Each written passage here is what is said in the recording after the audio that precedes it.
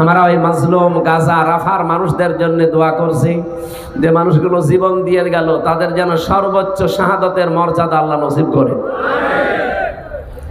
এই বাংলাদেশে 24 সালে যারা শহীদ হয়েছে, অনেকে শহীদ বলতে চায় না, বলে না এমনি মরে গেছে। আপনি জান তো দেখি, আপনি এমনি মরে যান। শহীদ আবু সাইদের জীবনের দাম ছিল না? আপনি এরকম বুক পাইতে দেন তো দেখি কেমন সাহস আপনার। আপনি তো পালিয়েছেন সাহসের ভয়ে, এত সাহস আপনার পালিয়ে চলে গেছেন, কিন্তু তার কি সাহস আপনি দেখেছেন? শহীদ আবু সাইদকেও যদি স্বীকার করতে না চান, ওকে আবার আরেকবার শহীদ হয়ে আপনাকে দেখানো লাগবে।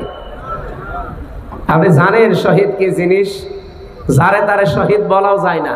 বঙ্গবন্ধুকেও মানুষ মেরে ফেলেছে, জিয়াউর রহমানকেও মানুষ মেরে ফেলেছে। একজনের নাম শুনলে দেখি মানুষ বলে শহীদ জিয়া, আর একজনের নামে আমি আজ পর্যন্ত শুনিনি যে শহীদ বঙ্গবন্ধু। শুনেছি আরো মানুষ বলে যে ওইভাবে মারা ঠিক হয়নি, টুকরো টুকরো করার দরকার ছিল।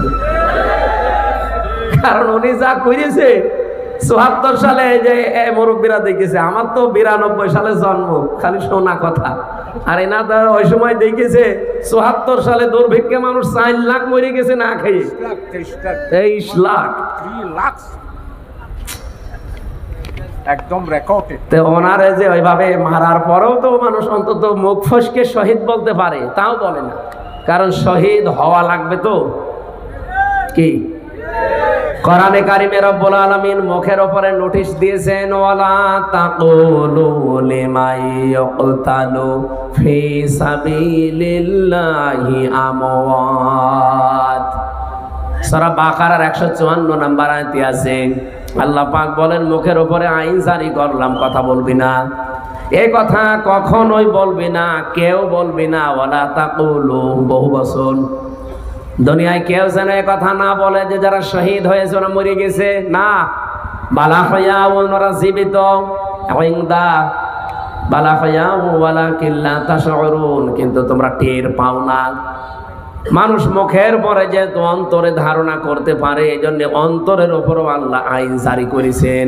ওয়ালা তাহসাবান্নাল্লাযীনা কুতিলু ফি সাবিলিল্লাহি আমওয়াতা।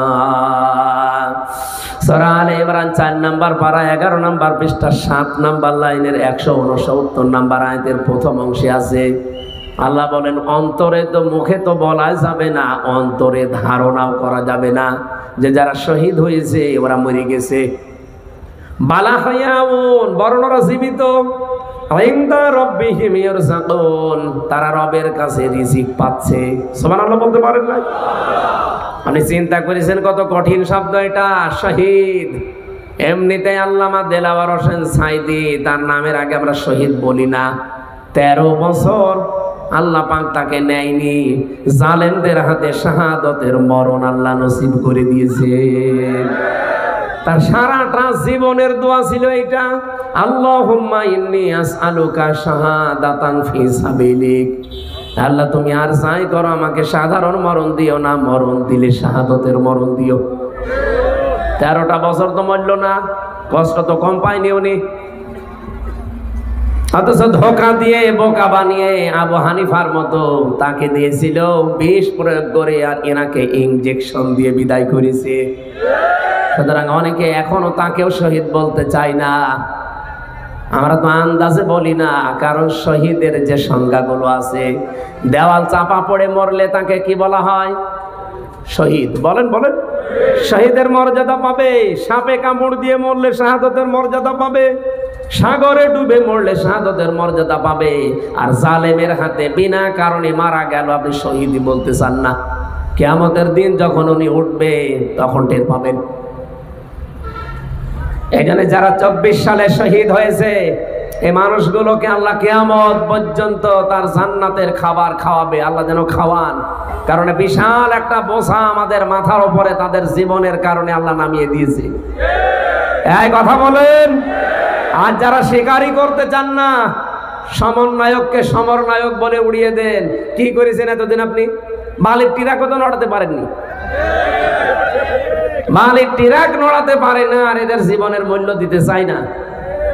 এ কয়েকজনকে দেখছি তারা খুব লাফালাফি করছে, বিশেষ করে কিশোরগঞ্জের ফজু পাগলা আর চাঁপাই নবাবগঞ্জের দুই চাঁপাবাজ আছে স্বামী স্ত্রী। এদের কোনো কাজ নেই, এদের কাজই শুধু জামাত ইসলাম আর শিবির। আমার মনে হয় ঘুম থেকে উঠে এই স্বপ্ন দেখি। কয়েকদিন আগে পাবনা গিয়েছিলাম, যে দেখে পা গলার বেশি নেই, সব বের হয়ে চলে গেছে। আমার মনে হয় এইগুলোকে ভরা দরকার, এগুলো ওখানে ভর্তি করি, এত বড় বড় ইনজেকশন দেওয়া লাগবে, তখন টের পাবে যে কি হচ্ছে।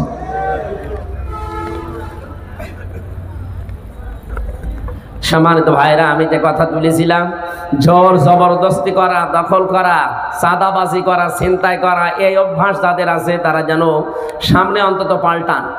এতে কত তলানিতে চলে যাচ্ছেন আপনি টের পাচ্ছেন না। আর আমরা আহ্বান জানাবো, যারা দায়িত্বে আছেন বড় বড়, এই মানুষগুলোকে যারা পাগলামি করছে এদেরকে থামান। আর এরা পাগলামি করছে কেন আমরা তাও জানি। সুতরাং পাগল কেউ যদি পাগল হয়ে যায়, খেপে যায়, তারে আমরা দেখি কুকুর খেপে গেলে কি করে, এত বড় ইনজেকশন দিয়ে মেরে ফেলে। আমার মনে হয় এদেরকেও যদি এরকম কিছু দেওয়া যেত, অন্তত এরকম পাগলামি আর করতো না। কত বড় কথা। আমি শামসুল ইসলাম সাহেবের, শাহজাহান সাহেবের পক্ষে যদি কথা বলি, ভোট চাই, আমি ওনার পক্ষে না, আমার ওনার সাথে রক্তের সম্পর্ক নেই, সম্পর্ক একামতে দিনের। আমি সারা দেশে কোরআনের পক্ষে ভোট চেয়েছি, এইটা নাকি আমার অপরাধ হয়ে গেছে।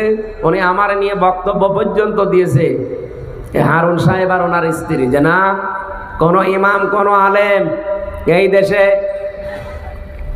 কোন ব্যক্তির পক্ষে ভোট চাইবে না। আমি ব্যক্তির পক্ষে চাই না। উনি যদি আল্লাহর আইনের বাইরে থাকতো, উনি আমার বাবা হলে ওনার কথা আমি জীবনেও বলতাম না। আমি তো বলি আল্লাহর কথা, ইন্নাল্লাহা ইয়ামুরুকুম আন তুআদ্দুল আমানাতি ইলা আহলিহা। এই যে আমানাত, এটা বহু বছর সূরা নিসার 58 নম্বর আয়াত, ফি জিলালিল কোরআন আর মারিফুল কোরআন নিয়ে আছেন, বাংলায় লেখা আছে ওখানে। আমানাত মানে ভোট। তোমাদের যাবতীয় আমানত তার প্রাপকের কাছে পৌঁছিয়ে দাও, এ নির্দেশ কার? আমি তো এইটা আপনাকে শুনিয়েছি। আমি কোনোদিন শাহজাহান সাহেবের নাম, শামসুল ইসলামের নাম বলেছি? আমি বলি যে 10 জন মানুষ দাঁড়িয়েছে, যার দ্বারা আল্লাহর কাজ হবে, মানবতার কাজ হবে, ইসলামের কাজ হবে, আপনি তাকে ভোট দেবেন। যদি সে আপনার দলের লোক না হয়, তাহলে বাঁচতে পারবেন কিয়ামতে। আমি আপনারে বাঁচাতে চাই, আর আপনি আমারে বাঁচ দেন। মহিলা আমারে বলেছে যে আমার